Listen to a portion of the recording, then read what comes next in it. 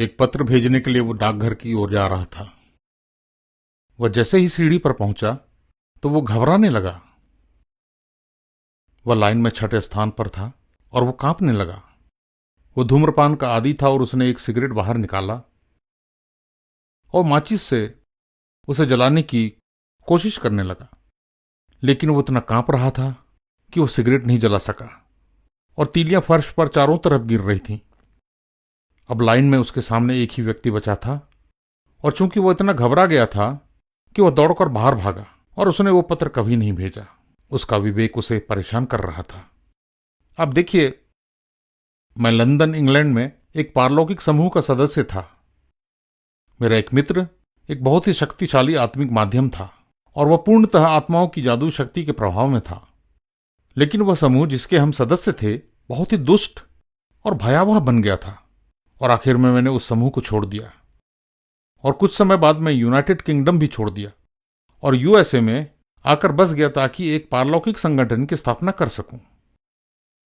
अंततः अमेरिका में मैं एक मसीह बन गया और मुझे झटका लगा। मुझे पारलौकिकता के विरुद्ध में बाइबल में सैकड़ों पद मिले। तो मैंने अपने दोस्त को एक पत्र लिखकर भेजा और बाइबल के इन पदों को भी लिखा कि जो हम करते हैं वो परमेश्वर की नहीं बल्कि शैतानी क्रियाएं हैं।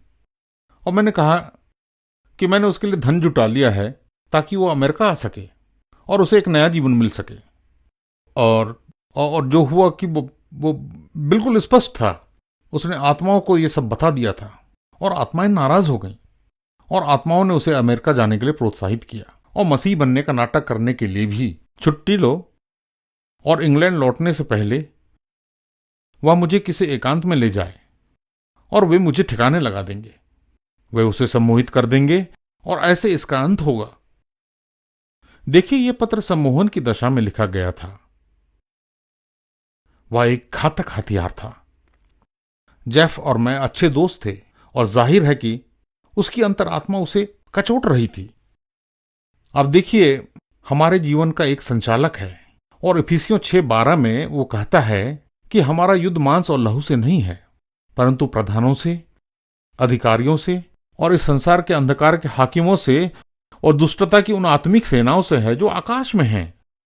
आपके जीवन को नियंत्रित कौन कर रहा है? आपका विवेक क्या कहता है? इस विषय में सोचें, क्योंकि एक दिन आपको अनंत के लिए एक दूसरी दुनिया में जाना होगा और आप इसे कहां व्यतीत करना चाहेंगे? देखिए, हमारे इस जीवन से कोई सरोकार ही नहीं है, लेकिन इसका सीधा संबंध हमारे अनंत से है। आप अपना अनंत किसके साथ बिताना चाहेंगे? शैतान के साथ या यीशु के साथ?